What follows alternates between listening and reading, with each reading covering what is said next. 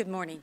My name is Lise Grande, and I am the head of the United States Institute of Peace, which was established by Congress in 1984 as a public institution dedicated to preventing, mitigating, and resolving violent conflict abroad.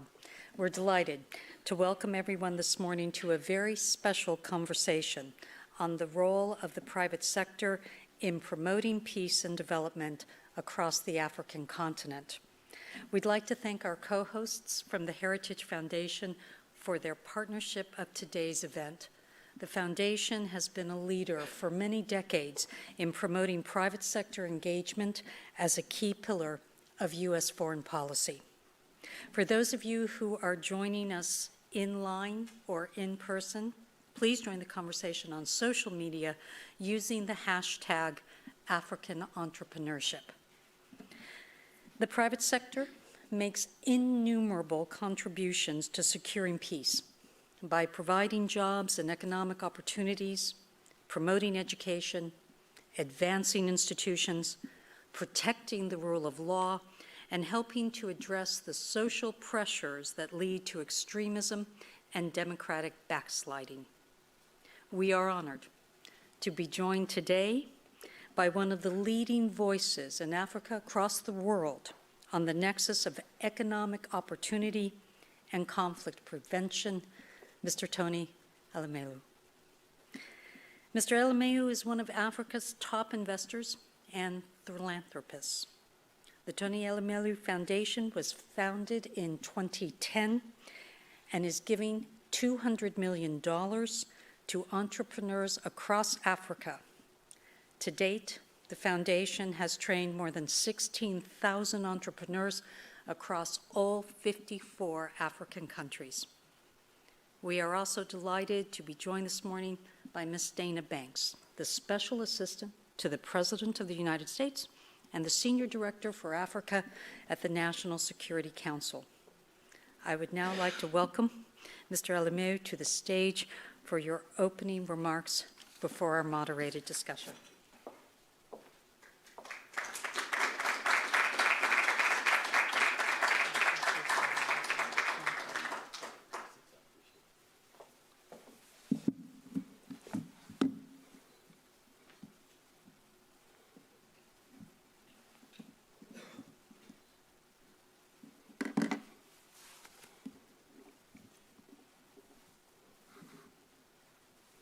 Thank you very much. Thank you, President. Thank you, Director Banks. Thank you, Josh. Thank you, everyone, for making this possible. I have been emphatic in my position that economic transformation of Africa lies in the hands of our young ones, our young entrepreneurs who have great ideas and energy and audacity on what and how they can contribute to the transformation of the continent. Unfortunately, in terms of job creation and opportunities for our youth, Africa suffers or lags dismally behind. Youth unemployment is a waste of talent and a betrayal of a generation. It feeds extremism and insecurity.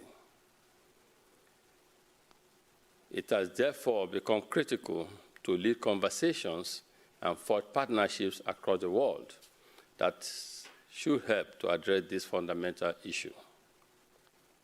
U.S. relationship with Africa, in my view, should be reimagined away from aid to focus on empowerment of our youth and support for sustainable institutions that should allow the teeming youth of Africa to be productive and to thrive.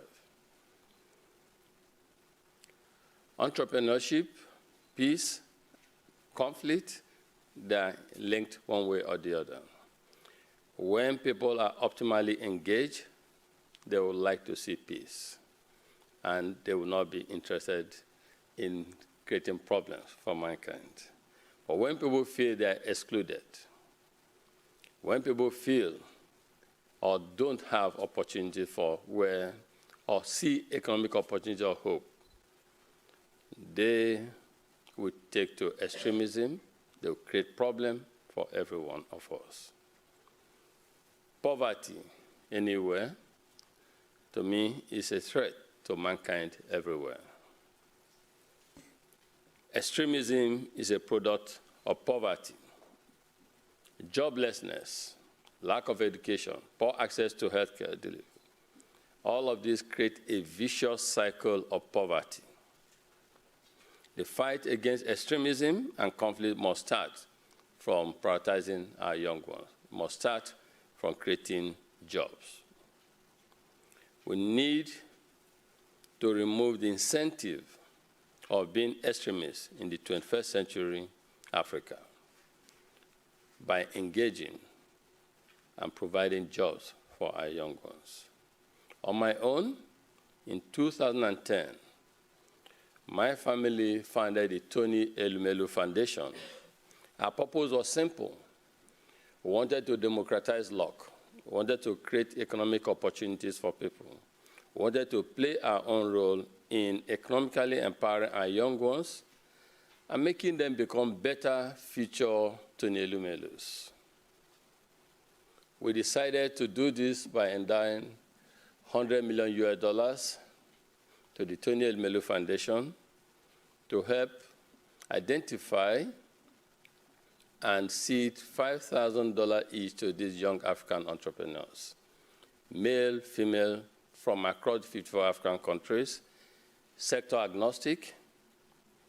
We felt that it was not how much we owned that mattered. We felt it was what was important was the kind of impact we can create, the legacy we leave behind by making sure that whatever we have, we spread it in a manner that truly creates sustainability, truly help to prioritize people, and help to increase and encourage our collective commitment to succeed as a people. So far, we have supported over 16,000 young Africans. We set out to support 10,000, 1,000 every year, but through collaboration with like-minded partners, we have been able to increase and achieve over 16,000 in 7 years since the funding, we set up the entrepreneurship program. We train beneficiaries for 12 weeks, and at the end of the 12-week program, we appoint mentors for them, and we seed $5,000. Small money, but vital amount of capital to these young entrepreneurs. It helps them to prove their concept. We know that they need more than $5,000 to grow, to create an Apple organization, or the Apple type of organization. But they need to support to prove their concept. We're scaling up, but we seek collaboration to do a lot more. When I see on the faces, when I see these young entrepreneurs, African, we're supporting, I like the excitement I see in them. I like the happiness. I like the sense of fulfillment. And I want us to replicate and touch more lives. Every year, we have hundreds of thousands of young Africans apply, but unfortunately, we are not able to support all. And so what is supposed to help democratize luck and create happiness is almost beginning to affect people in a manner that we did not anticipate. We need our friends, especially in the US. We need you more now than ever before. Last month in Dubai, I received the Time 100 Impact Award. As I received it in my acceptance speech, I stressed the need for leaders across the world to pull resources together to prioritize humanity by promoting entrepreneurship, gender equity, sustainability, and digital innovation. I stress further that the world we live in today has never been in such a need for all of us, especially the private sector and development world, to come together to do something. I believe, ladies and gentlemen, that the time to act is now, and to do so urgently. We need to work together to avert a global catastrophe, and one that we can almost see and feel. We need to bring resources together. We need to bring minds together. And that, again, President, I want to thank you, and Josh, I want to thank all of you for making this platform available for us to continue the dialogue and engagement on how collaboratively we can put resources, work together to help the world. I appreciate your time. I appreciate the generosity that you've shown, and I appreciate the hospitality of this great institute and the Heritage Foundation. I look forward to us continuing this conversation in the dialogue. Thank you very much.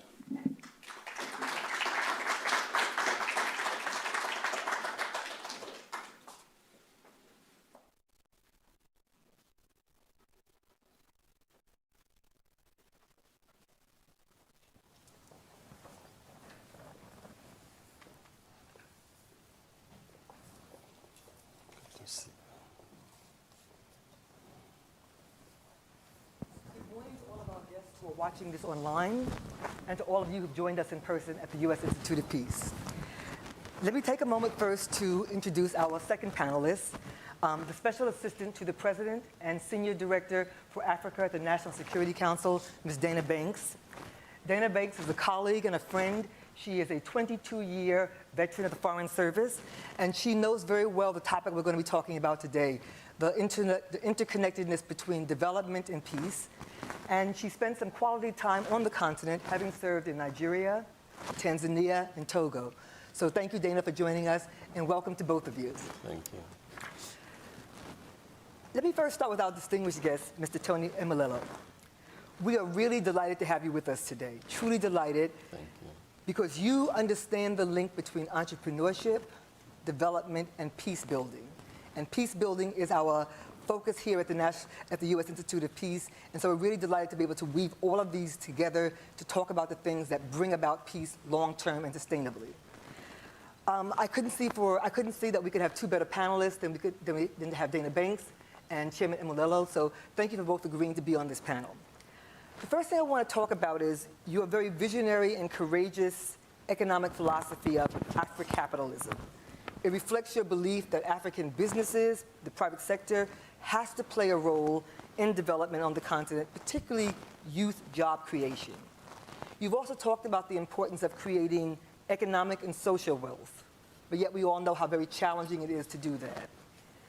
In your own country of Nigeria, you recently criticized the loss of 95% of oil production due to theft, at a time when the global price of oil is increasing, and one would expect to see an oil-producing country like Nigeria really generating a lot of revenue for its people.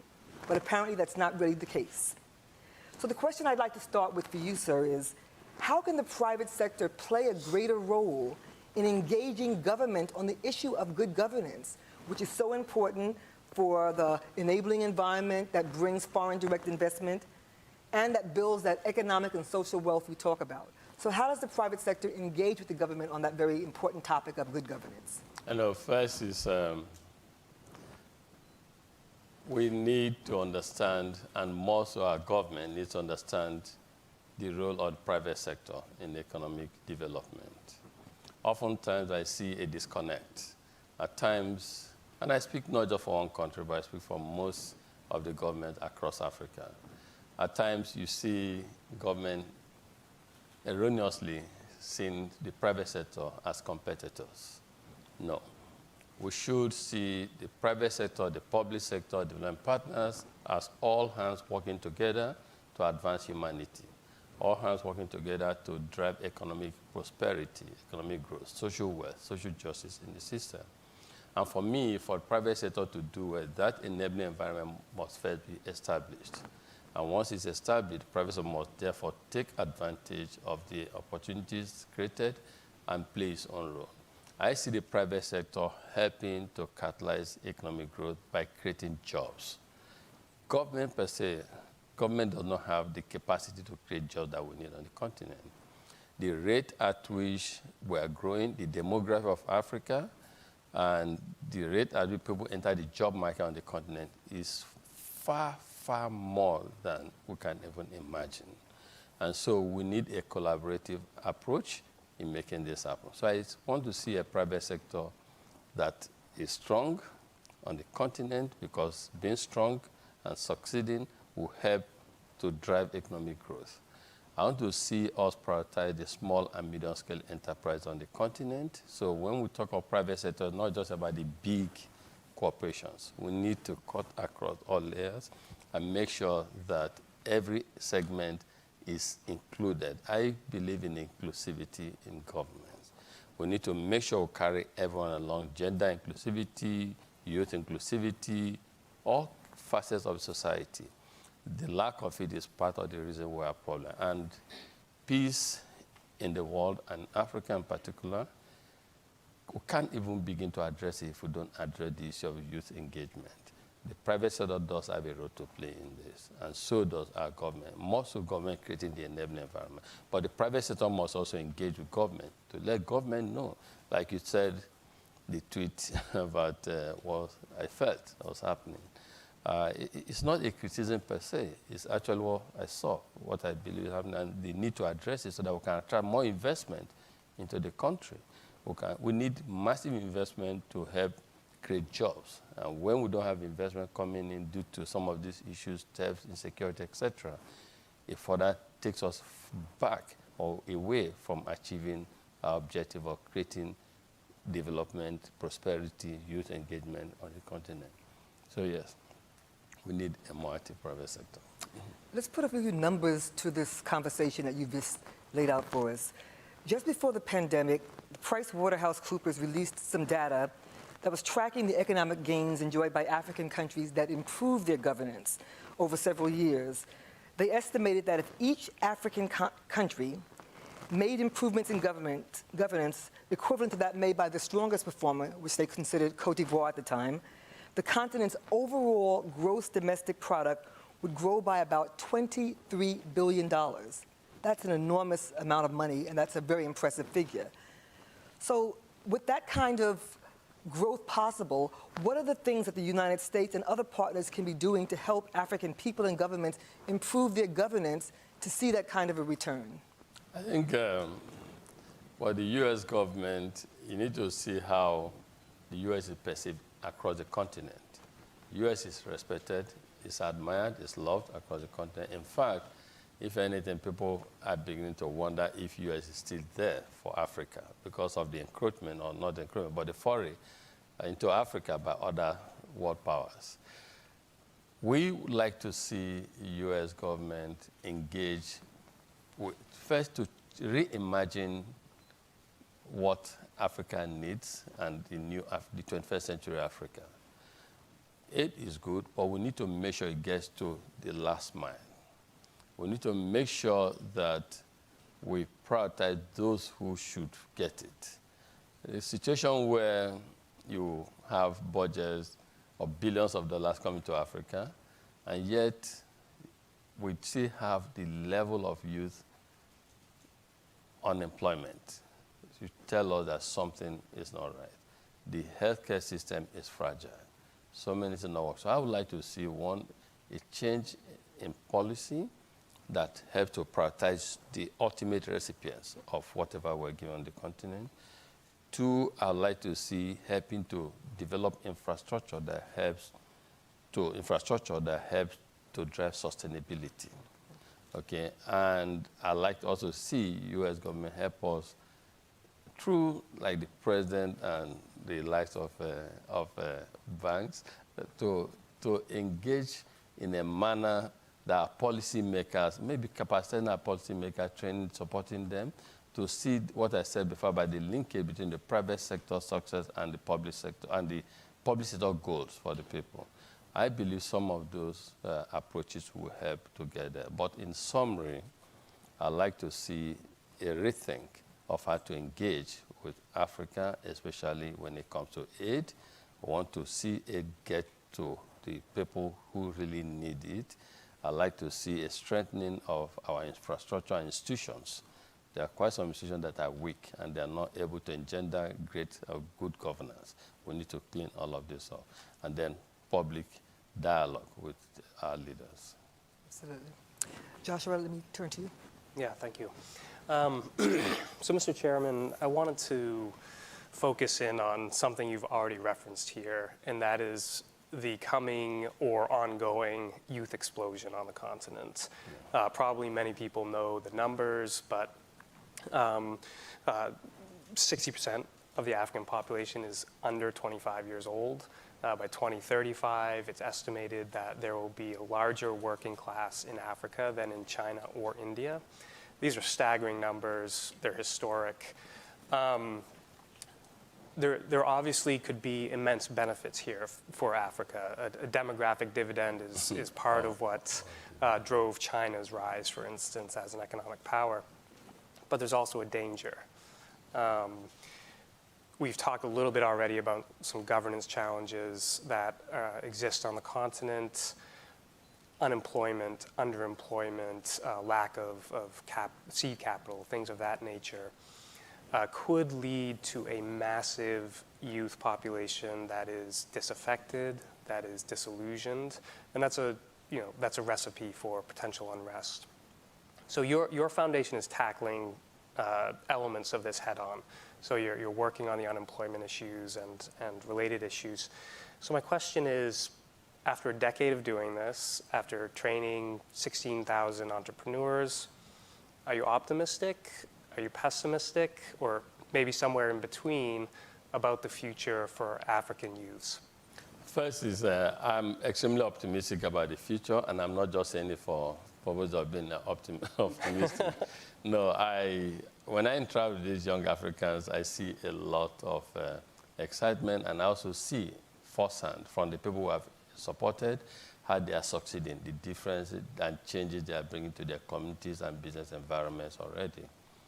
And I know for a fact that if we can all prioritize them further and give them the support they need, we'll do more. Don't forget, we have over 600 million people on the continent that are under the age of 30. And we're talking here about 16,000 beneficiaries of the foundation. So it's like less than a tiny drop of water in the ocean. Wow. For us to make the kind of impact that will increase our optimism and about the future of the continent, we need to massively scale up this. And again, that is the message I bring to the table, that let's pool resources, come together to deal with it, realizing that if there's poverty in Nigeria, if there's poverty in Africa, it affects everyone everywhere. There are young Africans who want to get to Europe, even crossing the Mediterranean in a very, very harsh condition, and they don't care. They tell you, we'd rather die trying to get there than stay here. So we need to all work together to see how to make this change occur. Yes, I'm optimistic. The people who have supported, I see successes, but we need a Marshall Plan. We need something much bigger than this 16,000 to make a difference. We should be talking of millions on a yearly basis across the continent. And who are those to make this happen? The African private sectors who are succeeding, the global development institutions, and friends of Africa across the world, and those who realize, who see the linkages between what happens in any part of the world affects every one of us everywhere. So I see a future, but that future should be driven by fundamentals. And for me, a key fundamental of that is prioritizing the young ones, entrepreneurship, and not just entrepreneurship. Entrepreneurship is not the only way to but it's one of the core ways. For us, it's tested. We've done it. We've seen it. We've seen our own life story, where we were before and where we are today. It's all because of the private sector, the entrepreneurship and success, which is why we created the Tony Elumelu Foundation to help democratize luck, to help create access and economic opportunities for others the way we got. Because that is the difference. That's why I'm not on the street today. So we want to make sure that we take more people out of the streets through this kind of initiative. And the good thing is that they're intelligent. If you see some of the unicorns, some of the young companies coming out of Africa, being valued properly, and people investing in them, it tells you what the future can be if we give more support to these people. And there are millions of them on the continent. What is it about entrepreneurialism that is so well suited for young people specifically? That's obviously your focus, and you mentioned entrepreneurialism as a core solution to these problems.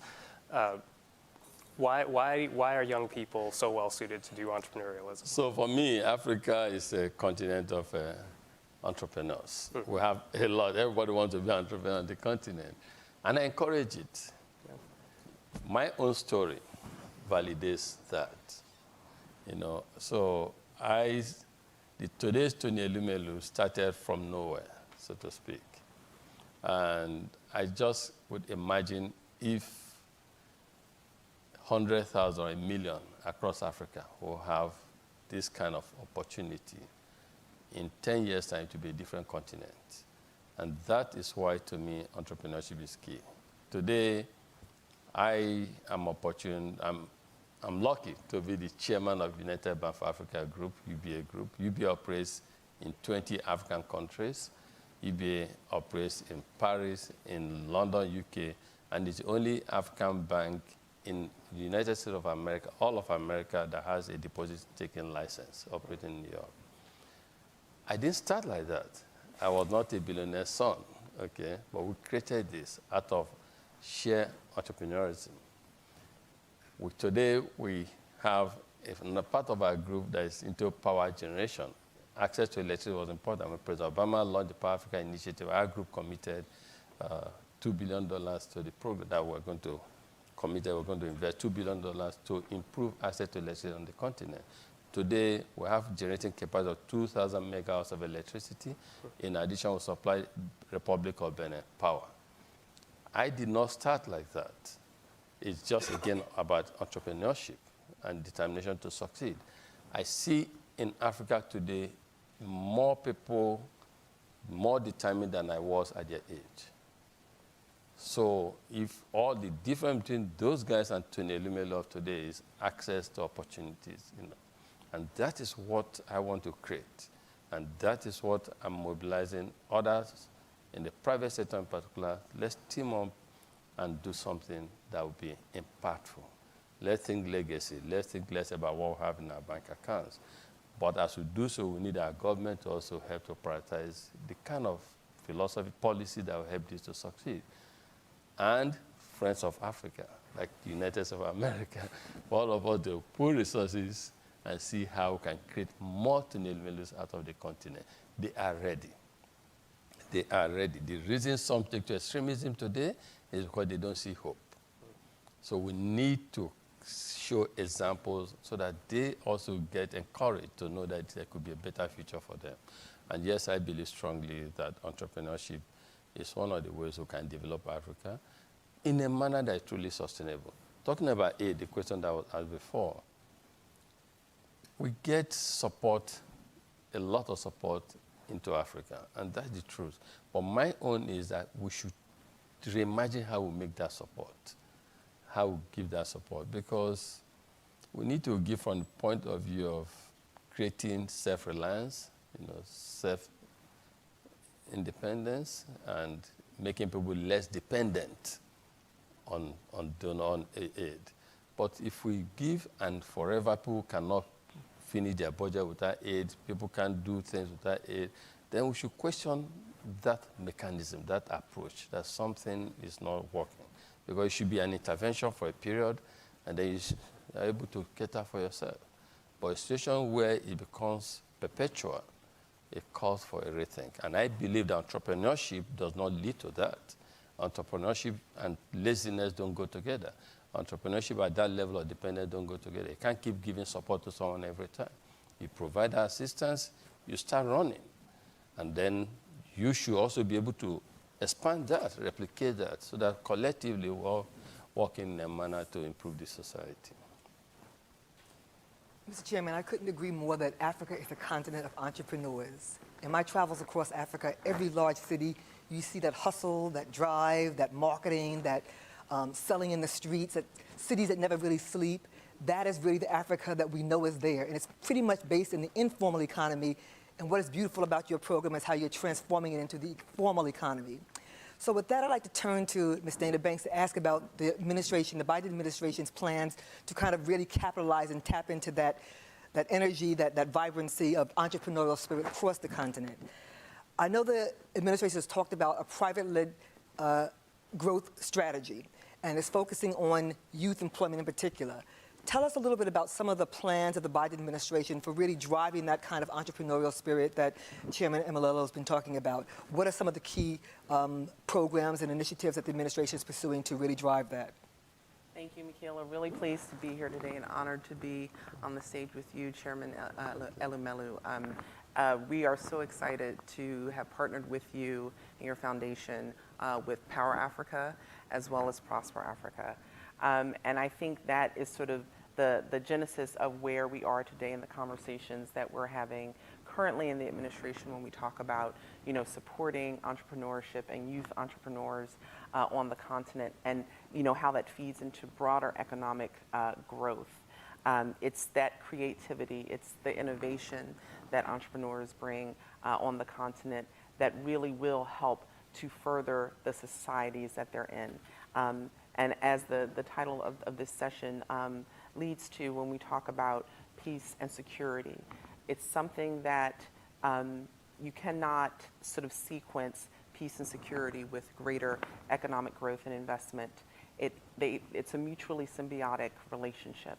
And so we have to have both at the same time. So we're really looking at how we can partner and how we can support entrepreneurs on the continent. One of the things that we're looking at now is how we support African startups and entrepreneurs. In 2016, I think it was African startups generated about $350 million in capital. In 2021, I think that was already up to $4 billion. And on schedule, on track in 2022 to generate $7 billion in capital for African startups. And it's this type of, these numbers, this power that we want to help support and that we need to support. So through our Prosper Africa initiative that was relaunched last July by President Biden, we have many tools in our toolbox to do that. And one of the tools that we just launched recently is something that will support African startups and provide additional credit to them and actual, sort of shaping to help them shape their businesses. And it's a partnership with the Development Finance Corporation, working with Prosper Africa to provide, and the African Development Foundation, ADF, USADF, to provide some credit and facilities to these African startups and to provide them capital to really harness the power of their innovation, of their ingenuity, and to take the next Tony Elumelus from the continent and who are even more energetic and enterprising, and to get them to where they need to be with their businesses to help them grow their businesses, but also to help them grow their communities. We see that constantly and consistently across the continent, is that young entrepreneurs, they're not just in it for themselves, they're in it to grow their communities. And that's what we want to do. We want to support community-led solutions, leaders in the community as they seek to strengthen their communities so we can fight off some of the instability that we're seeing, unfortunately, across the continent. give youth alternatives. If they don't have jobs, if they don't have opportunities or access to capital, then terrorist networks and others, these are ripe and fertile grounds where they come in to play. So we want to provide them and keep them on the positive path to really supporting economically and strengthening their communities. We also want to focus on women. Women hold up half the sky. We know this, we've heard this, and you've seen that hustle and bustle in the market. It is the women in that marketplace. It is the women in the communities who also really build strong communities across the continent. So we're looking at how we support women in particular, but youth in general, in building these stronger economies across the continent, which can then lead to greater peace and stability and prosperity across the continent. I know that Joshua is going to want to ask you a few questions about Prosper Africa and the Development Finance Corporation, so I'll shift to another topic that is equally important for growing economies, the digital economy, the digital prospects that are out there. The administration has also talked a bit about how using technology and access to the digital economy really can grow economies so much faster. And in Africa, we see the internet use growing faster than any place else on the continent. We see young people really embracing the internet, and the job potential, the job creation opportunities there are vast. Can you tell us a little bit about how the administration is thinking about digital initiatives in Africa, which we know have the potential to really be exponentially drivers of growth? Absolutely. So we are looking currently in the administration at an initiative for Africa on supporting and growing greater digital access across the continent. But it's not only about that access, it's also about building the skills and the capacity of this large youth population on the continent. Because what do young entrepreneurs use to grow their businesses? In many places, even in the most remote, the cell phone is key, is access to business, to capital, to banking, to growing their business, to communicating, to their networks.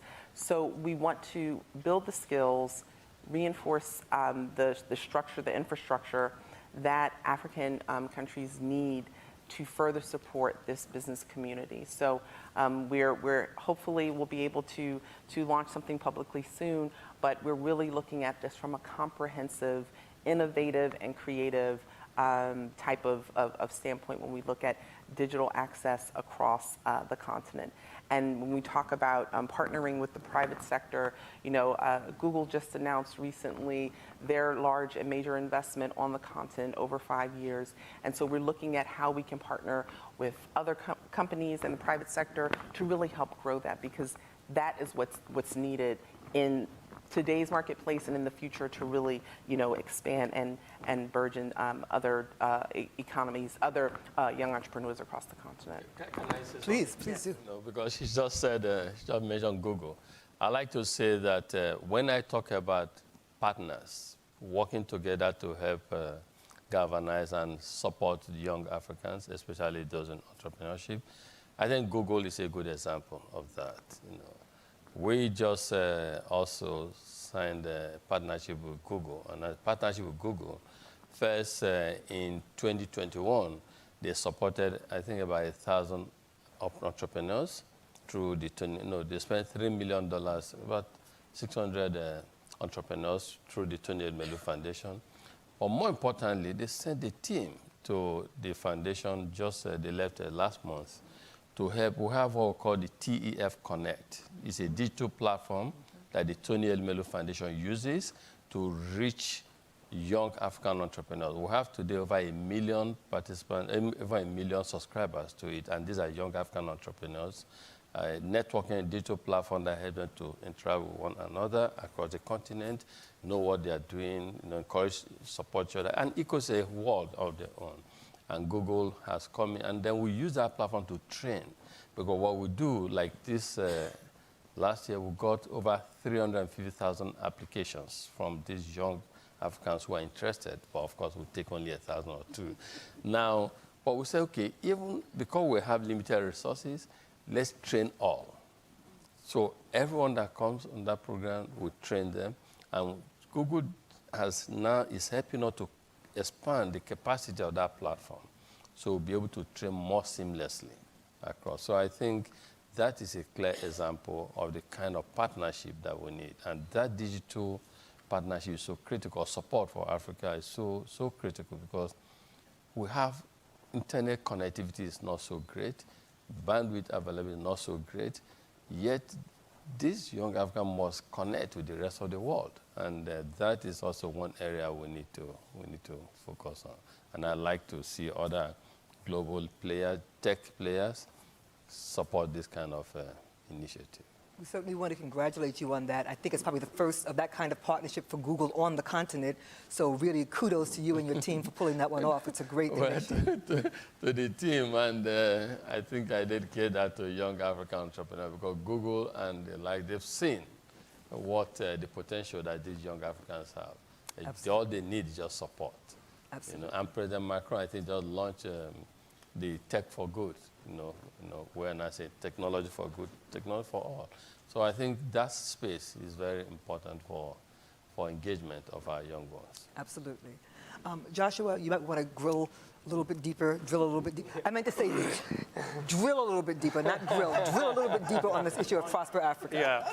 Well, we are coming up to summer, so it's grilling season. But yeah, so Prosper Africa, recently the Biden administration both maintained it but also expanded it. And you just laid out in really interesting detail some of the focuses that the administration is going to have within Prosper. Is this, can we expect other innovations? Is this sort of a fully baked concept, or is this something that you're still working on? Should we expect further tweaks or maybe a full-scale remodel? Or what do you sort of, if you can cast your eye into the future, what do you foresee for Prosper? Sure, thanks, Josh.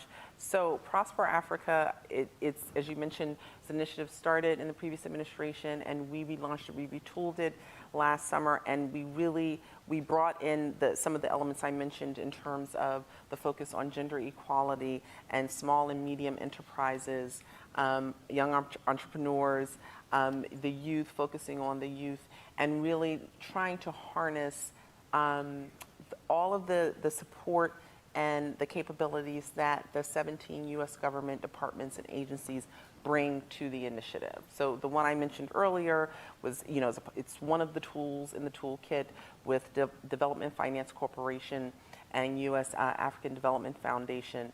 But there are, 17 U.S. government departments and agencies, each with its own specific and unique expertise to help match up, American investors who want to invest on the continent with companies on the continent and young entrepreneurs and entrepreneurs in general and companies who are looking for that type of partnership, that type of investment, but perhaps don't know how or where to start. We also recognize that the continent, through the African Union and through the African Continental Free Trade Area, has set out its vision on how they would like to promote trade and investment from abroad. And so we want to work very closely with the AFCFTA and the Secretariat there to help let our investors know, American companies know, what the different regulatory environments are on the continent and how they can best meet those, and then bringing in, the government, the power of,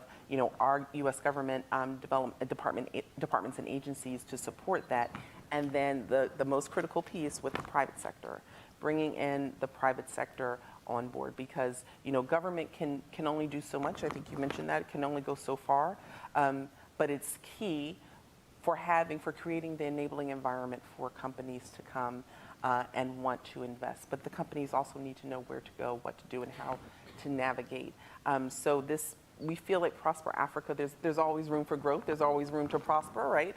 And to retool and to refit, to really adjust, because when you take on an initiative of this size, that at its heart, that the goal is really to increase two-way trade and investment, and to support it, and to support our American investors in their endeavors on the continent, while we're also trying to increase trade investment, because Africa is definitely the new frontier. And we need to make sure that we are partnering with with companies, with entrepreneurs, with businesses on the continent in a very real and sustainable way. And this, in Prosper Africa, is the tool that we are using with all of the tools that we have across the U.S. government to really support in U.S. Africa trade and investment. So yeah, there's always room to grow, so stay tuned. Great. Well, kudos to the administration for really leaning into Prosper. I think it's very exciting, and I'm personally looking forward to future innovations.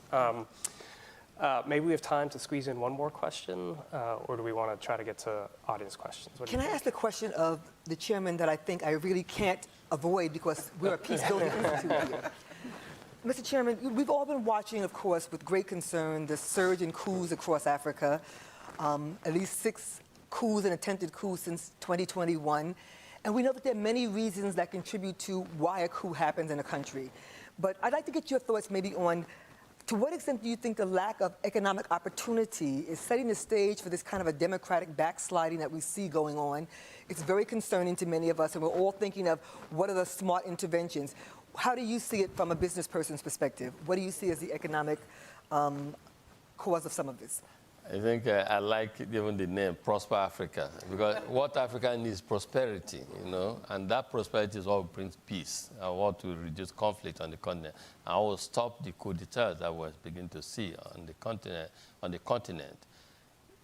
Lack of economic opportunities, lack of economic hope, poverty, joblessness, gender inequality. These are issues that create political instability. We cannot have political stability if we don't address these fundamentals. So it is a problem, and we hope and pray that it stops there, the countries that have already experienced it. And I hope that it becomes a wake-up call to others to sit up, prioritize these young ones, address these social issues, address the economic problems, so that prosperity, at least a drastic reduction in poverty and pulling people out of the poverty line will help to bring stability. I preach always, and that poverty anywhere is a threat to all of us everywhere. We can't have stability if people are hungry. We can't have stability if people are starving. We can't have stability if there's no economic hope. People can endure and say, okay, the way things are going, 3 years' time, 5 years' time, things will be okay. But where there's hopelessness, anarchy reigns. And that's what we're seeing. So the solution, good governance, prioritization of our people, the young ones in particular, engaging with the private sector to increase the ability to create jobs on the continent so that we can engage these people, and making sure that we run an inclusive society that brings everyone to the table. That is the solution. You make a compelling case for the role of the private sector in addressing long-term instability and conflict on the continent. Would you even imagine that private sector can play a role in peace negotiations and peace processes? Private sector, we are not trained to be involved in peace negotiation. However, conflict negotiation, sorry. However, we can play a role to prevent it. For me, rather than deal with consequences, how about making sure it does not happen in the first instance? And the private sector can play a role there. Again, on the African continent, we have issues. There's huge, we're discussing today about some of these pockets of, or what the manifestation of bad governance and lack of economic hope and opportunities. Imagine what will happen in 10 years' time, given the rate of our population growth, and especially the demography of our population. It's going to be worse. So we need to do something urgently. I sit at home, and I was telling my wife recently, my young ones, you see, they are playing on the internet, on the iPad, and they tell me all this soccer, all the matches that are going to come. And I'm like, what happens to those who don't have access to internet connectivity? What future are we creating? So you see a future of these kids who are used to internet access, they know what's happening in the world, and see other kids who don't even know what's happening, don't even know, have access to it, who cannot even feed. And we're thinking of stability? No, it cannot happen. And we're not so for me, the private sector has a role to play. And that is at the center of African capitalism. You know, the leadership role of private sector in 21st century Africa in catalyzing economic growth, opportunities, and development. But for that to happen, we need our government to create the enabling environment. And I look forward to the upcoming dialogue with African leaders. I pray and hope it's a true dialogue that brings the private sector and African leaders together, and also one that does not even, people should not come and make written speeches. Let them have conversations like this, so that let's see, no, come and people prepare speeches for you, stand up, you read the speech and move on. No, let's engage, dialogue, and let leaders know what the private sector needs for them to do well. And let them understand that the success of the private sector helps them to meet even their political manifestations and promises to their people, so that they work in harmony within what is generally acceptable, so that we can create an inclusive government.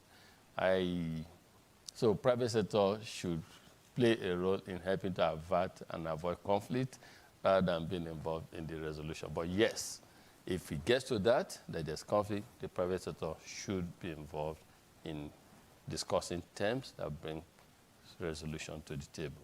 And I'm sure what the private sector will be saying is, let's create jobs for our people. Let's improve access to electricity. Let's deal with internet connectivity and bandwidth issues. Let's make sure that we run an inclusive government.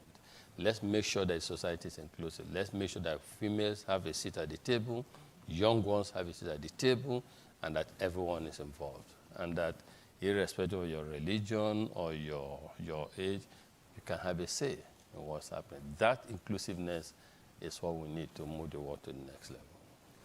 Let's open the conversation a little bit to our audience here.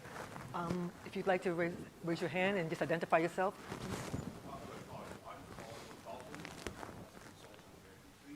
I was born in Nigeria. I have two questions here. Would you agree with me that no matter how much money is dumped in the air, nothing great? No matter how much Hello?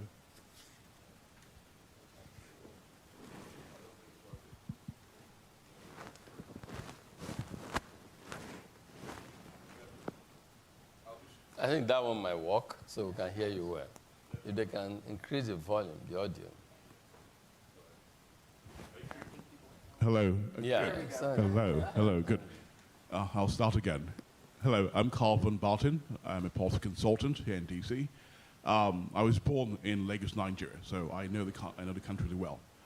Now, wouldn't you agree with me that no matter how much money, billions, zillions, we dump into Africa or Nigeria, nothing will change? Because why? You know, there's no infrastructure. I was discussing with the Nigerian government a few months ago about setting discussions. Can you maybe adjust it so Yeah. I can hear you? Sorry, I'll do this, yeah. Yeah. Now, no matter how much money we dump in the continent, nothing would change because there is no infrastructure, no power, no light systems, no healthcare systems. And so when you don't have that environment, no matter how much money you dump in, nothing changes. Let's look at China. It seems the US seems to have a 18th century policy for Africa. What we did in China was quite different. We had American businesses go there and start businesses. We can make this in Africa, but right now we have no power, we have no resources, so we can't do that. So wouldn't you agree with me that unless we have the infrastructure on the ground, that no matter what discussions we have will send there, nothing will happen? That's my first question. You know, my second question here is, don't you think that it's time we have a true discussion with the American government, in the sense where we have a true discussion with the American government, where we push away from what I call handbasket weaving trade policies, which is, let's go there and train you, nothing happens. We didn't do this with China or with Taiwan, we didn't do this.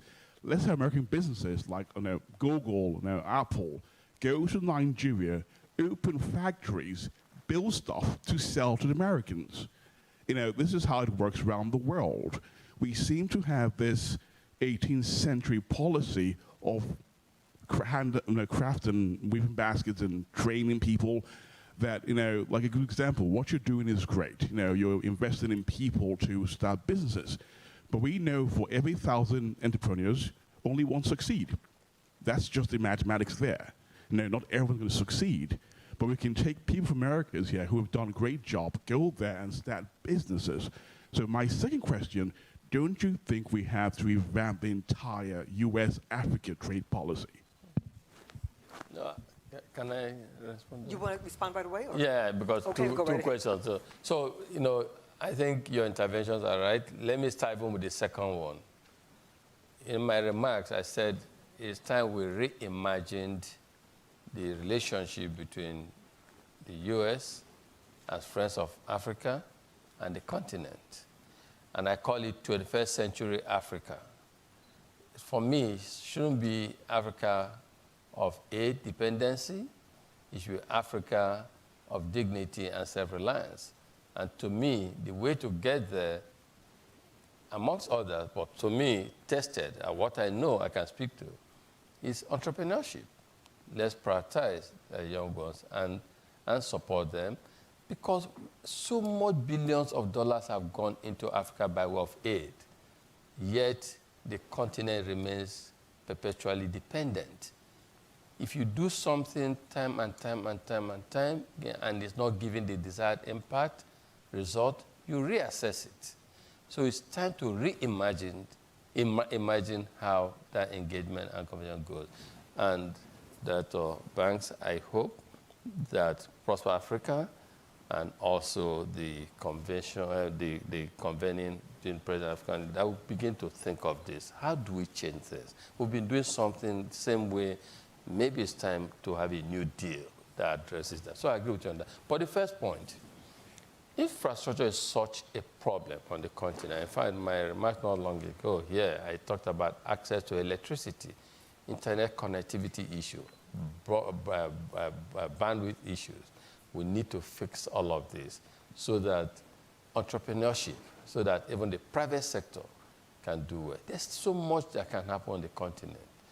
However, we cannot give up, because if we wait for 100% access to electricity or coal before we start the journey, it will be too late. So let's see all. So some of the entrepreneurs who support today go into solar energy, for instance. Just little for their business and maybe a small community is something.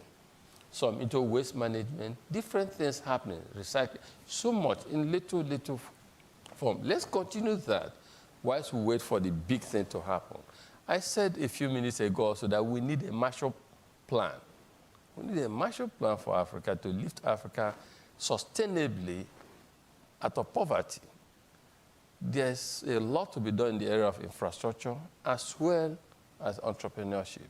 For entrepreneurs to do well, you need some of this infrastructure in place, especially access to electricity, which will lack in Africa. But at the same time, you need entrepreneurs, because at some point, one of these movies I've enjoyed most and books I've read, The Men Who Built America. I like to see how these 5 men work very hard in their respective ways and sectors to make things happen. So what I say also to my private sector friends is, yes, we can say all of this, but on our own, we should also be able to make a difference. So let's not give up the hope. Let's be optimistic. That's why in your question, response to your question, I'm optimistic because I've seen it happen. In my own time, if I was hindered or defined or characterized by my background, maybe I wouldn't be where I am today. So let's keep encouraging people, but let's play our own role in making sure that the encouragement is not just word of mouth, but in reality, we're doing something that can bring about the change that we need in Africa. Let me just do a quick time check. Do we have time for a few more questions? Are we out of time? Are we good on time? That was so pungent. Okay. Let's try and get at least, go ahead. You want to try and take another question? Sure, maybe we'll do one of the online ones, and All right, go then, ahead, please. so we can bring our online audience in. So we got a couple here, but I'll just go with one. If there's one thing the Biden administration is going to do that will really benefit African entrepreneurs, what would that be? That's a good question. It And is. yes, I chose the just harder one. I think it would be sort of a mix of the previous question in terms of infrastructure, providing the infrastructure to help create the environment where you can have greater investment. And I think retooling, relaunching Prosper Africa was just one way of increasing two-way trade with Africa. Everyone is very familiar with the African Growth and Opportunity Act, AGOA, which is set to expire in 2025. Everybody knows it, everybody loves it, but when we talk about reimagining, and those are some of the conversations that we're having right now, we have to talk about not just trade benefits, but what we're reimagining how our trade investment would look with Africa post-AGOA, post-2025. How can we grow this? How can we harness the power of the entrepreneurship? How can we harness the power of the private sector? How can we provide greater infrastructure so that we can not just, a mine for minerals on the continent and that, manufacture cell phones in another country, but that it can be done right there on the continent. And so I think the reimagining, the conversations that we're doing now as we look at our Africa strategy, as we prepare for the African Leaders Summit, I think it's setting the foundation, setting the scene for leaders to come together to talk, for private sector to come in to listen, and for civil society to also be a part of the conversation to see how we can bring all of these forces together to reimagine our trade investment with the continent. Yeah. Joshua, we're at that moment. Yes, we are. Unfortunately, we could continue talking about this for hours, and hopefully we will have future conversations. Chairman Elumelu, my organization, USIP, the Biden administration, we're clearly all big fans of what you do, what you're accomplishing. We want to be partners, and so we look forward to searching into those opportunities to partner with you. So thank you to you, Chairman. Thank you to Senior Director Banks, to Ambassador James.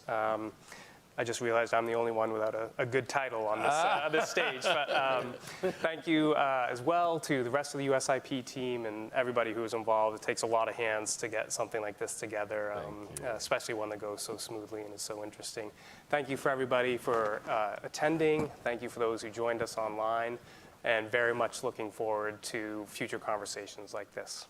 Thank you. Thank Thank you. you. Thank you so much.